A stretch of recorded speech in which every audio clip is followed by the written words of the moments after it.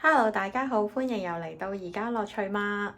今日呢條片咧係有少少長嘅，因為咧係關於我哋喺加拿大爆胎、補胎，點樣撞爛個車尾燈，然後點樣去嘗試自己去修復嗰個車尾燈，最後失敗，然後最後都要揾專業人士幫手嘅經歷。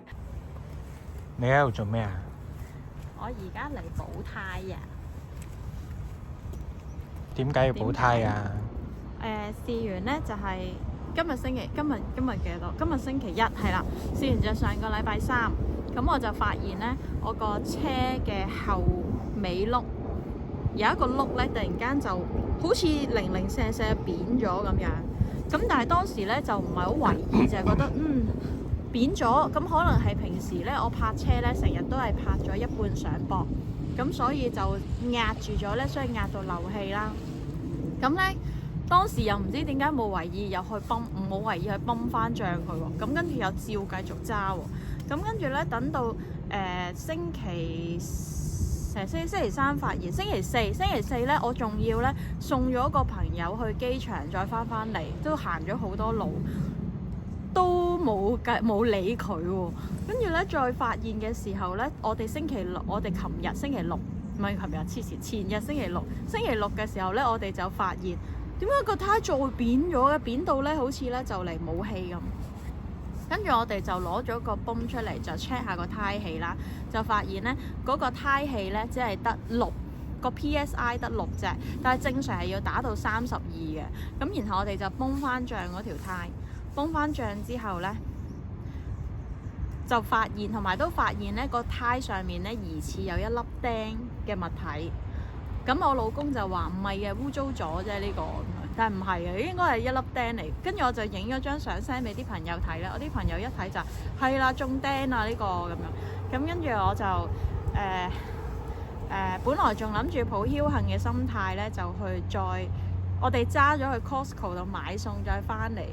都冇事喎，都冇扁到喎，仲以為咦咁即係可以繼續揸啦咁。但係最後點解冇駁呢？就因為我有個朋友喺香港係有豐富嘅爆胎經驗，佢將佢嘅豐富嘅爆胎經驗分享完俾我聽之後呢，咁我就唔敢駁啦，所以我就琴日就完全冇揸過部車，淨係 call Uber， 跟住今日先至嚟呢度補翻條胎咯，就係咁咯，係啊。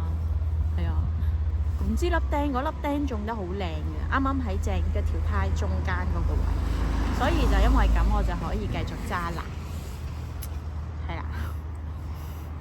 使唔使講埋喺 Costco 發生咩事啊？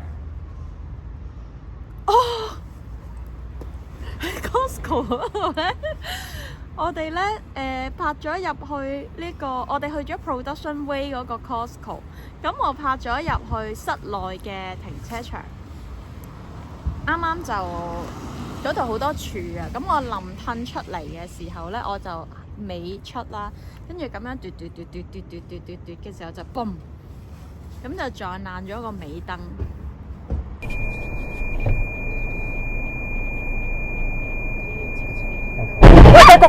哎呀！大鑊啦！哎呀，點算啊？你撞到人哋架車啊？係啊，我撞到人哋架車啊！咁點算啊？我要泊埋一邊先。咁你泊埋一邊先啦。哎呀，大鑊啦！就係因為咧嗰度有條柱喺度咯，撞到嘅時候我幾驚，因為我唔知撞到乜嘢，我仲幾驚，死啦！我撞到人哋架車，大鑊啦，要賠錢啊咁。咁跟住泊埋一邊睇咧，原來就係撞到條柱。咁我再撞到條柱咧，咁就唔緊要，就係我自己啲嘢爛啫。跟住我就走咗咯。所以呢個2024年尾咧，就我嗰部車嘅後邊多災多難。而家咧我就去咗 Burnaby 嘅一間車房咧，呢間車房咧就好多人都讚話啲服務好好啊，老闆又好老實啊，好值得信賴啊，同埋咧佢補胎咧係收得唔貴嘅，好平嘅，又好快。啱啱我冇預約嘅情況之下嚟到咧，佢就話好快嘅，大概等20分鐘左右，係啦，都好好人嘅。咁所以我哋而家就企喺呢度等緊嗰個胎補完，我哋就可以走啦。搞掂，真係廿零分鐘。盛惠幾多錢33個6， ？30蚊加稅，係咪加33個6 33個6，因為加咗稅咯。因為之前啲人話30蚊嘅。跟住呢，就係 show 俾大家睇下我個燈嘅慘況。其實個外殼呢，個玻璃係爛晒，啲玻璃碎就跌晒入去嗰個燈罩裡面啦。咁但係慶幸嘅係呢，呢個燈罩裡面嗰一 part 呢係膠嚟嘅，所以呢係完全冇影響佢嘅功能，個燈仍然係 work 嘅。咁所以呢，我就攞啲膠紙黐住佢，然後呢就再諗下之後點樣處理咯。我係解決問題型嘅人，咁見到佢咁樣衰呢，就好想整返佢。但係問過車房報價呢，佢話如果原廠嘅話呢就要400蚊，副廠嘅話呢都要300幾。咁我就覺得哇，太貴咯喎！連人工啊頭先個價錢。咁然後就上網試下揾下，咦有冇辦法可以買到返嚟呢？跟住再睇 YouTube 學點樣自己整呢？咁就發現咦 Amazon 有得賣100幾蚊啫喎。咁我買完返嚟再睇 YouTube 自己整，咁咪搞掂咯。就係我諗埋呢啲咁嘅嘢。到買咗返嚟之後呢，就發現仲要一個工具呢先可以扭開嗰個燈嘅。然後我哋又買咗一 set 工具返嚟。OK 啦，萬事俱備啦。你見到我哋已經齊晒啦。而家有呢一 set 工具之後呢，我哋就準備去整啦。呢個士巴拿呢係關鍵嘅工具啊！裝好咗之後呢，就係咁樣嘅樣嘅。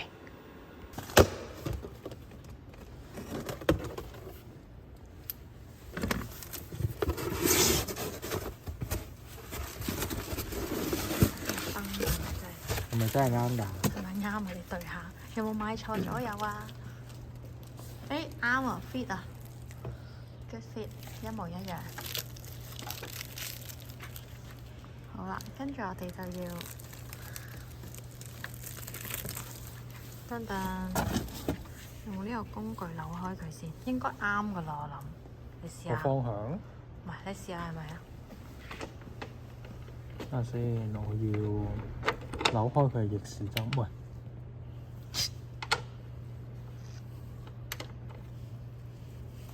有時啊，唔係咁樣嘅咩？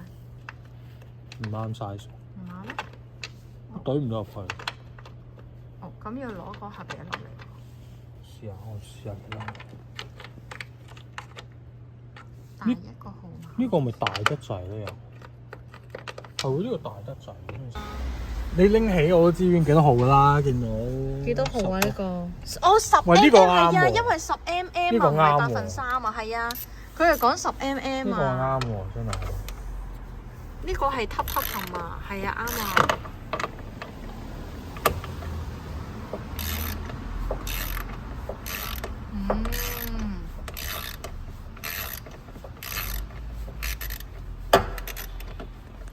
扭開咗未？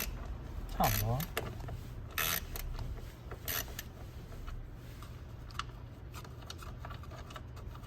呢個係拍佢扭去邊邊㗎，即係啲鬆同緊。哦。你拍咗呢邊，你咪呢邊扭到，但係呢邊會鬆咯。你調翻轉咪咁樣咯，呢邊扭到，呢邊鬆咯。我知道咔 OK。咭嗰下就係佢冇扭到啊嘛。所以就唔使再掹出嚟，即係你一路咭咯。係啊。如果唔係，你咪要掹出嚟塞入去，掹出嚟塞入去好辛苦，所以係正嘢嚟。咁呢個係幾好喎？呢個係咯。係啊。呢個係搞啲工具嚟。全部嗰啲六角匙都係咁樣整嘅，最舒服㗎嘛。咁呢些工具係真係值得擁有喎。咁第時裝家私咪都得咯，都有啱用咯。你可以咁講。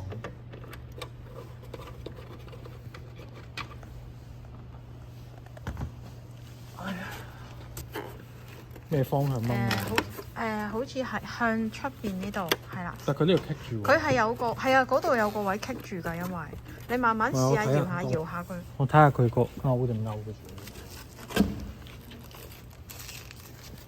OK。記得佢話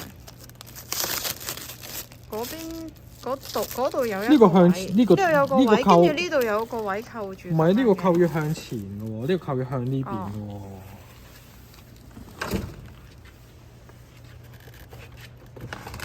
係搖下佢噶啦，真係冇辦法要搖鬆佢，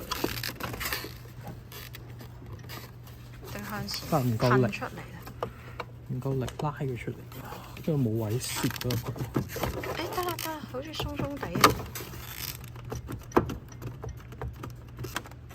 驚佢突然間整鬼爛咗。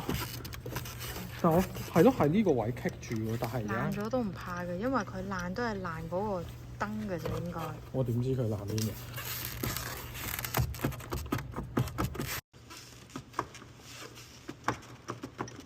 唔知點解咁實，我唔知佢卡咗喺邊個位。叫唔到出嚟。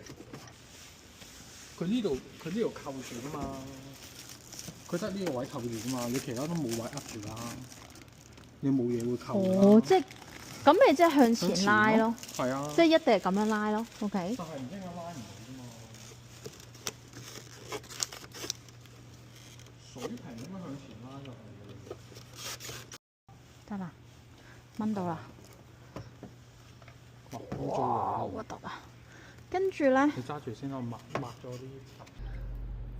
打開咗，而家咧我哋就影低啲線點樣走，應該係掹呢粒出嚟，掹埋嗰粒出嚟。係啦，呢個係駁住呢條線噶嘛，呢條線係駁住一個，咁就得噶啦，扭出嚟噶咋，唔知向邊個方向扭咯。應該係扭出嚟定直接掹咗出嚟咧？似扭咯，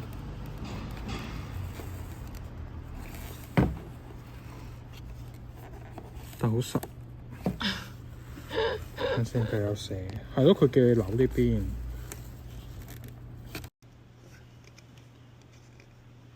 扭唔到喎，點解？佢係咪有冇嘢頂住㗎？佢呢度？有啊，因為我睇唔到佢係咪頂啊。直接抽唔抽到出嚟啊？抽唔到啊！佢冇頂啊，我諗應該係扭。但係個方向有啲唔啱，因為應該逆時針先插。唔係喎，喂，喺度唔使扭嘅喎。唔使扭。要成嚿嘢喺度，扭咩啊？咁你要駁咩啊？唔係啊，呢個係舊燈嚟㗎嘛。但係哦，即係呢個冇燈嘅。係啊。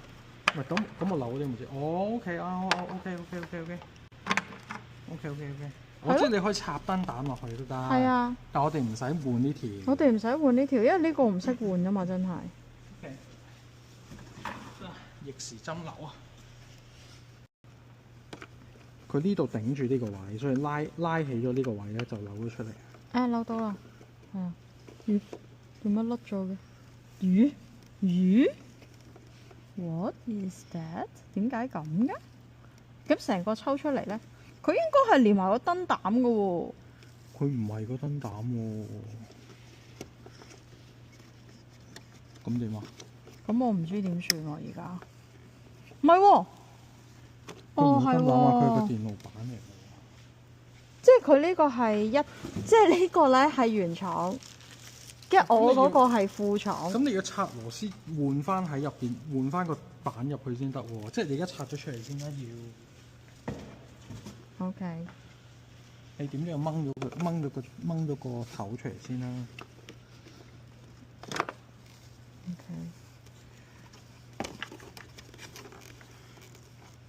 呢度會咁樣塞住咗呢個位，我唔係好明。我都唔知啊。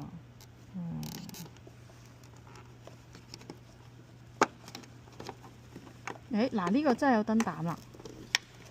咁但係呢度咧？但係嗰個位咧乜唔係咪條線黐住咗定咩啊？睇唔睇到？定有個扣住定咩？睇唔到喎，要攞電筒先得。你攞個電筒㗎。哦，佢有啲倒勾喺下面㗎。有個圓形嘅喎。我話咧舊嗰個咧係原廠嘅，所以佢有個貼紙，個 design 有啲唔同。新呢個咧係應該係副廠嘅。所以咧佢就唔同咯，個 design 有少少有啲位設計唔同咯。先呢個係咯，嗰啲做工有啲唔同嘅喎。係咯，呢度有字嘅，呢個真係原廠嘅，即係正版同翻版嘅分別。結論係會結論係收皮啊！每日睇完 YouTube 就覺得啲嘢好簡單，就真係咁簡單。冇錯，結論係錢都係應該要俾人賺嘅。你睇下幾樣嘥咗幾多，又嘥錢又嘥時間。當然嗰些工具都有用嘅，之後都有用嘅。咁但係我就想知啦，如果咧佢唔係幫我換原廠，係換副廠嘅話，咁佢咪即係換埋嗰條嘢咯，即係成個掹咗出嚟換埋入邊咯，即可能係啊，咁起碼佢換到啊。咁你而家你又冇燈膽，你都要拆個燈膽㗎。你呢個燈，你啲舊都唔知點拆個燈膽出嚟。你又啱喎，係喎。你換完呢條嘢，你都要㗎。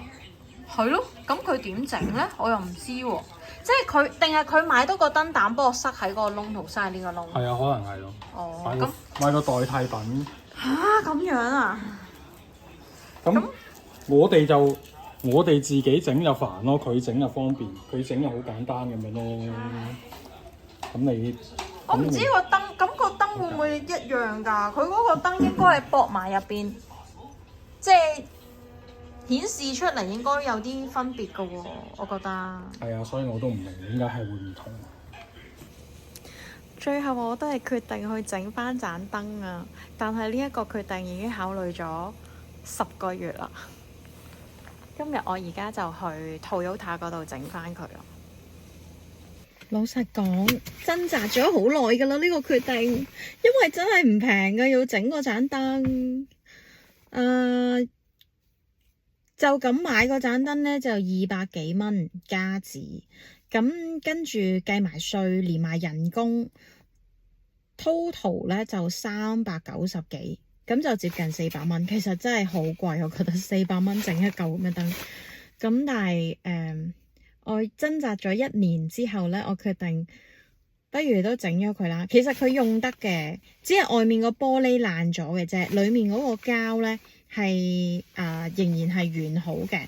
咁係冇咁美觀啫，但係功能上係完全冇問題嘅。最後都係決定整翻佢靚靚地。好啦，出發啦！我已經去完 Toyota， 跟住再翻嚟，但係我個燈都仲未裝。點解呢？我等咗成個半鐘啦。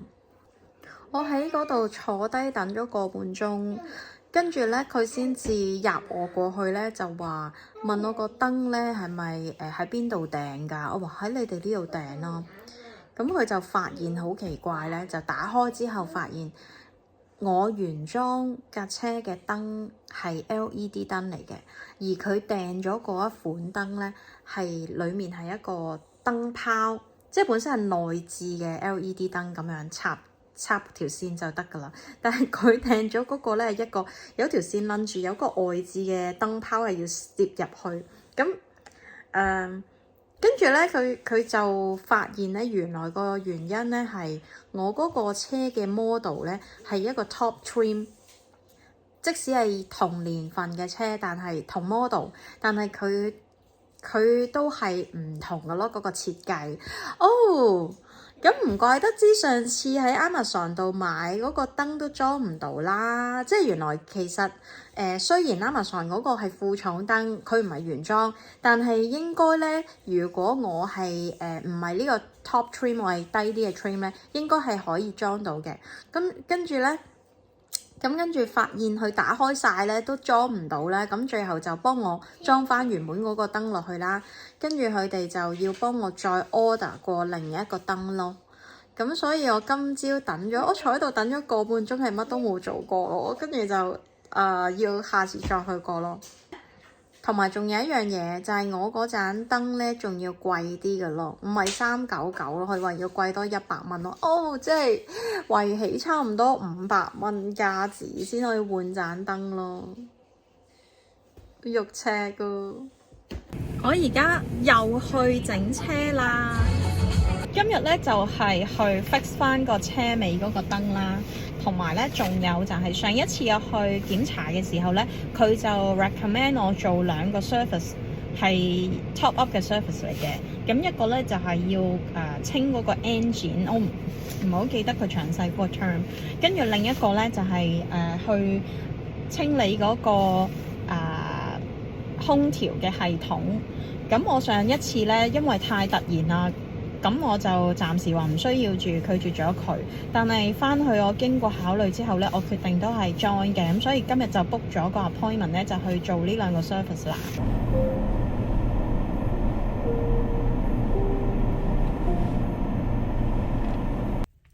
啱啱去完啦，翻咗嚟啦。但係唔知點解每次去 Toyota 咧都會出現少少意外嘅。今日咧又出現咗一個小插曲啊，就係咧頭先我講我係做3個 service 噶嘛，book 咗2個 appointment。咁我去到嘅時候，嗰個 staff 同我確認都話，我有2個，我話2個 appointment 都係2點鐘嘅。咁跟住咧就去個 counter 嗰度又同佢講，都有 confirm 一次我今日係要做幾樣嘢，然後 at the same time 都預計要做幾個鐘咁啦，咁跟住佢就話好啦，咁我哋搞掂就 call 你啦。咁我原本 expect 咧應該都要起碼2-3個鐘先至可以搞掂啦。點知咧原來佢1個鐘頭之後就已經有 text 咗我，就話你部車 ready 啦。咁我心諗，咁快做幾樣嘢，咁快就搞掂？咁跟住咧我就同佢講 OK，咁我咁就翻嚟啦。我同咗朋友去 Costco 嗰度閒住等啊嘛。跟住咧翻到去嘅時候咧，到俾錢嗰刻我都仲未發現嘅。俾錢嗰刻咧都只係見到個銀碼都覺得有啲唔對路，唔係應該加埋，應該係一個 double 咁樣喎。點解佢收少咗嘅咧？咁我就覺得好奇怪啦。咁然後我話係，佢話service included 㗎啦咁樣。我話 OK， 跟住俾完錢之後咧，一再望下張單，咦唔係喎，唔對路喎，好似真係做漏咗啲嘢喎。跟住我就翻過去問佢，我今日唔係另外仲要整一個要洗嗰個 engine 咩嗰個積碳嗰個清潔咧，同埋要清洗嗰個冷氣系統嘅咩咁佢話冇喎。冇喎啦，我哋你冇呢個 appointment 喎咁樣，咁我就結果咧，咁我就問佢，我話咁呢個 service 係咪一定要做嘅先？即係因為上一次佢 recommend 我做，我冇做到，咁我其實都驚會唔會我唔做就會對我個車造成一啲損害咁樣啦。咁佢就唔緊要㗎，你可以下個 service 先做㗎咁樣。咁 OK，咁我就走咗啦。咁我覺得好奇怪嘅就係，究竟發生咩事咧？因為嗰個 appointment 2個我都係喺個網頁嗰度撳掣訂嗰度 book 噶，咁而2個都收到 confirmation 噶嘛，咁點解會唔見咗咧？係一個同埋即係又要去多次咯，咁變咗下一次又要去多一次啦。咁咁都好嘅，咁咪幫我慳翻啲錢咯。因為原本都好容易，如果一次過俾晒呢三嚿錢咧，係都好揦脷嘅，我都好肉赤。而家就可以延遲，等到下年先俾啦。好啊，睇下個燈整成點先。呀，靚仔晒！而家實在太好啦，冇咗啲膠屎啊！一洗車都可以洗得靚仔嘅，實在太好啦。經過今次嘅教訓，我下次會好小心褪後㗎喇。多謝收看，下次再見，拜拜。